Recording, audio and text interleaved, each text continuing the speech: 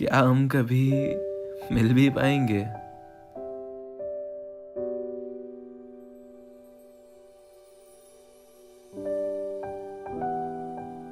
बहुत रुआंसू सी आवाज में उसने मुझे फोन पे कहा। मैं कोशिश तो कर ही रहा हूं ना, यहाँ पे छुट्टी नहीं देते ये लोग मुझे, बस काम काम काम। ऐसे बंद गया हूं मैं, कुछ नहीं कर सकता। इतना सुनते ही उसने कॉल रख दी, क्योंकि ये दूरियां कहीं ना कहीं उसका दम घोटती हैं। उसको पता है ये अक्षित की मजबूरी है, वो जानबूझ के ऐसा नहीं कर रहा। लेकिन फिर भी यार, एक इंसान अपने आप को कहाँ तक रोके, कहाँ तक समझाए। श्रेया ने पहले ही अक्षित को ये बात बोली थी कि वो लॉन्ग डिस्टेंस में नहीं रह पाएगी, पर वक्त ने किया एक ऐसा सितम, ना चाहते हुए भी लॉन्ग डिस्टेंस हो ही गया। और अब बस उसकी जिंदगी का एक ही मकसद था, इंतजार इंतजार इंतजार। खैर, उसने फोन रखा और जोर जोर से रोने लगी। अक्षित को 15 मिनट का लंच करने के लिए ब्रेक मिला था। उसने ना कुछ खाया ना पिया, श्रेया से बात करने में पूरे 15 मिनट निकाल दिए।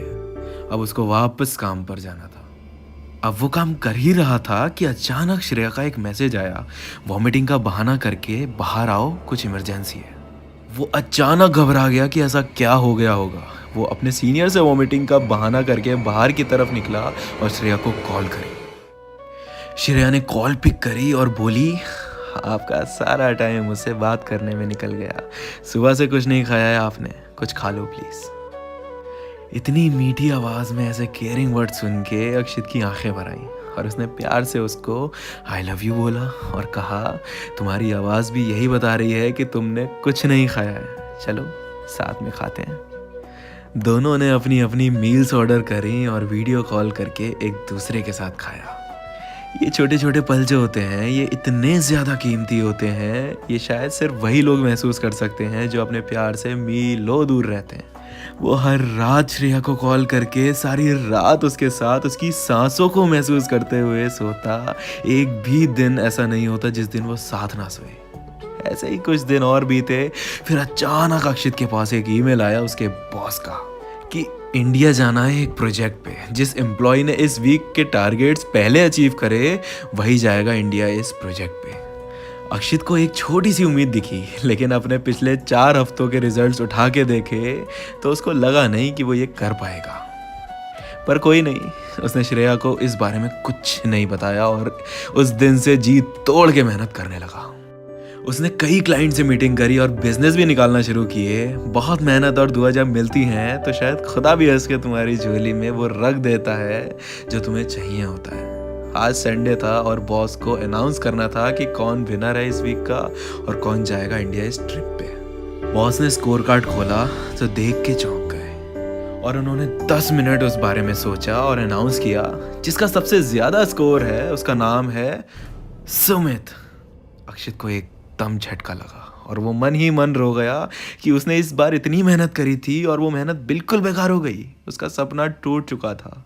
वो पीछे मुड़ के जाने लगा, तभी उसके बॉस ने उसको आवाज़ लगाई, अरे अक्षित, कहाँ जा रहे हो? उसने कहा, कहीं नहीं सर, अपने केबिन जा रहा हूँ। बॉस ने कहा, भाई इंडिया जाने की तैयारी में कुछ हेल्प चाहिए हो तो बता देना। वो कुछ समझा नहीं और उसने कहा, मतलब? बॉस ने कहा, एक वीक में तुमने सबसे ज्यादा क्लाइंट से मीटिंग करने का रिकॉर्ड बनाया है। सुमित भले ही ज्यादा बिजनेस लाया पर तुमने ज्यादा मीटिंग्स निकाली, इसलिए मैंने डिसाइड किया है कि तुम दोनों बिजनेस ट्रिप पे इंडिया जाओगे। इतना सुनते ही जो वो कूदा है खुशी से और जो उसने टेबल पे खड़े होके ब्लेजर निकाल के डांस किया है, वो मंजर देखने लायक था। बस अब तैयारी करनी थी इंडिया जाने की। श्रेया को कुछ नहीं पता था, अक्षय 2 साल बाद श्रेया से मिलने वाला था। 2 साल बाद उसने नेक्स्ट वीकेंड की फ्लाइट बुक करी और इस बीच श्रेया से बात करके उसके प्लान्स को समझता कि वो आगे क्या करने वाली है। श्रेया ने बताया कि नेक्स्ट वीकेंड उसके फ्रेंड की शादी है और ये फ्रेंड वही था जिसकी अक्षित ने रैगिंग ली थी कॉलेज टाइम में। लेकिन उसके बाद वो दोनों काफी अच्छे दोस्त बन गए थे। करण जिसकी शादी थी, उसने अक्षित को कॉल करके अपनी शादी के लिए इनवाइट किया और अक्षित ने उसको ध्यान से समझाया। अब जो समझाया वो करण बाखूबी समझ गया। समझ के उसने बस एक ही बात बोली, तेरे लिए कुछ भी मेरी जान। अक्षित का एक्साइटमेंट आसमान फाड़ के बाहर निकल चुका था। वो दिन करीब आ चुका था। दिन की फ्लाइट बुक करी थी क्योंकि दिन में वो ऑफिस में होती है और उसको पता भी नहीं चलेगा कब अक्षित आ गया। सेफली लैंड करने के बाद उन्होंने होटल्स में चेक इन किया। रात तक उसने सारी तैयारी कर ली थी। रात होते ही श्रेया रेडी होके घर से निकली और अक्षित अपने होटल रूम से।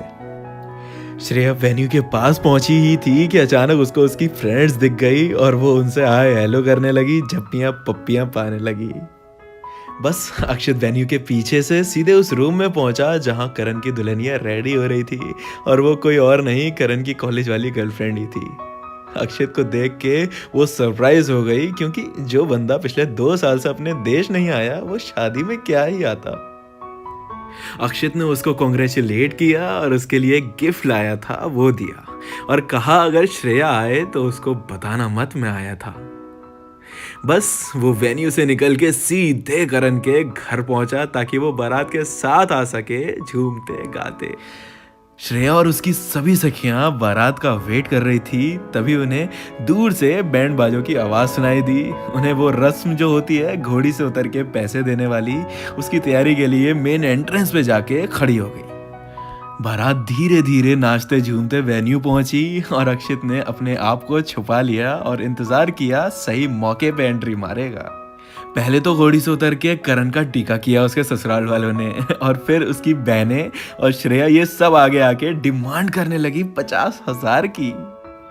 ये सब हट ही नहीं रही। 20,000 रुपए हाथ में रख दिए तब भी नहीं हट रही। बहुत देर तक नाना करके अक्षित आया पीछे से और उसने सबके सामने श्रेया को गोदी में उठाया और कहा ऐसे कैसे नहीं आने देंगी अंदर, ये मैं भी तो देखूं कौन रोक रहा है।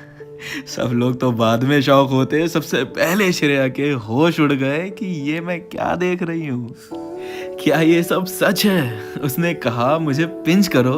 अक्षित ने उसको पिंच किया। वो जोर से चीखी और बोली तुम कब कैसे पता है क्यों नहीं ये वो। अरे जो उसने रोना शुरू किया है सारा का सारा मेकअप उतार दिया। उसको अक्षित गोदी में उठा के अंदर लेके आया और उतार के बोला सरप्राइज। और उन दोनों ने बहुत टाइट हग किया एक दूसरे को, बहुत ज्यादा टाइट। क्या ही मंजर था वो यार। दो प्यार के पंछी 2 साल बाद एक दूसरे को फोन स्क्रीन से निकल के अपनी आंखों के सामने देख रहे थे, एक दूसरे की खुशबू को महसूस कर पा रहे थे, एक दूसरे की आंखों में इतना खो गए कि वो भूल ही गए कि वो शादी में आए हुए हैं। उस रात करण की शादी में सबसे ज्यादा अगर कोई नाचा है तो वो श्रेया और अक्षित। वो रात बीती और अगले दिन दोनों एक डेट पे गए और बैठ के आराम से बातें करी। अक्षित ने सारा सब कुछ बताया कि वो कैसे यहाँ तक पहुँच पाया, कितनी मेहनत करी सिर्फ श्रेया से मिलने के लिए। ये सब सुन के श्रेया बहुत खुश हुई और उसको बहुत प्राउड फील हुआ। दोनों ने एक दूसरे को बताया कितना ज्यादा मिस किया और प्रॉमिस किया कि चाहे कुछ हो जाए कभी साथ नहीं छोड़ेंगे। पता है लोग लॉन्ग डिस्टेंस रिलेशनशिप से बहुत डरते हैं। उन्हें ऐसा लगता है कि शायद साथ नहीं रह पाएगा, शायद वो इंतज़ार करते रह जाएंगे या उन्हें कोई और मिल जाएगा। डिस्टेंस मैटर नहीं करता।